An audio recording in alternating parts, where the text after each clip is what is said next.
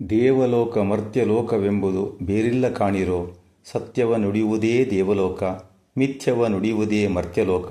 ಆಚಾರವೇ ಸ್ವರ್ಗ, ಅನಾಚಾರವೇ ನರಕ, ಕೂಡಲ ಸಂಗಮದೇವ ನೀವೇ ಪ್ರಮಾಣ. ಮನುಷ್ಯನಿಗೆ ತನ್ನ ಬದುಕಿನಲ್ಲಿ ಇರುವುದನ್ನು ಅರಿಯಲು ಹೊರಟಾಗ ತನಗೆ ಯಾವ ಸೋಮಾರಿತನ ಉಂಟಾಗುವುದೋ ಅದರಿಂದ ಪಲಾಯನ ಮಾಡುವ ಮನಸ್ಸು ತಾನೇ ನಿರ್ಮಿಸಿಕೊಂಡ ಕಾಲ್ಪನಿಕ ಲೋಕಗಳನ್ನು ತೆರೆದಿಡುವ ಯತ್ನವನ್ನು ಬಸವಣ್ಣನವರು ಈ ವಚನದಲ್ಲಿ ಮಾಡಿದ್ದಾರೆ.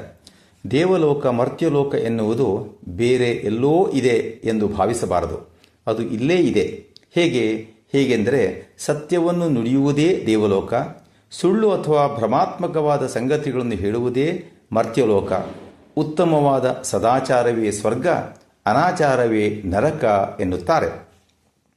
ಎಲ್ಲರ ಸಾಮಾನ್ಯ ಪರಿಕಲ್ಪನೆ ಏನೆಂದರೆ ದೇವಲೋಕವೆಂದರೆ ಯಾವುದೇ ರೀತಿಯ ದುಃಖ, ನೋವು, ಸಂಕಟಗಳಾವವೂ ಇಲ್ಲದ, ಮರಣವೇ ಇಲ್ಲದಂತಹ ಒಂದು ಸ್ಥಳ. ಮರ್ತ್ಯವೆಂದರೆ ಇವೆಲ್ಲವೂ ಇರುವ ತಾಣ, ಅಂದರೆ ಇಲ್ಲಿ ಸಾವು ಕೂಡ ಇದೆ. ಸ್ವರ್ಗವೆಂದರೆ ಸುಖ, ಸಂತೋಷ, ನೆಮ್ಮದಿಗಳೆಲ್ಲವೂ ಇರುವ ಜಾಗವಾದರೆ ನರಕವೆಂದರೆ ಅದೊಂದು ನೋವಿನ ಆಗರ. ನಾವು ಮಾಡಿದ ಒಳ್ಳೆಯ ಅಥವಾ ಕೆಟ್ಟ ಕರ್ಮಗಳ ಕಾರಣದಿಂದ ಸ್ವರ್ಗ ಅಥವಾ ನರಕವನ್ನು ಸತ್ತ ಮೇಲೆ ನಾವು ಹೊಂದುತ್ತೇವೆ ಎಂದು. ನೈತಿಕತೆ, ಸದಾಚಾರಕ್ಕೆ ವಿಶೇಷ ಮಹತ್ವವನ್ನು ನೀಡಿದ್ದಾರೆ ಈ ವಚನದಲ್ಲಿ. ಆತ್ಮೋನ್ನತಿಗೆ ಮೂಲ ಆಧಾರವೇ ಸತ್ಯ. ಉಪನಿಷತ್ತು ಕೂಡ ಸತ್ಯಂವದ ಎಂದು ಸಾರುತ್ತದೆ. ಎಲ್ಲಿ ಸತ್ಯ ಇರುವುದೋ ಅಲ್ಲಿ ನೈತಿಕತೆ ಮತ್ತು ಆಚಾರ ತಾನೇ ತಾನಾಗಿ ಅರಳುತ್ತದೆ.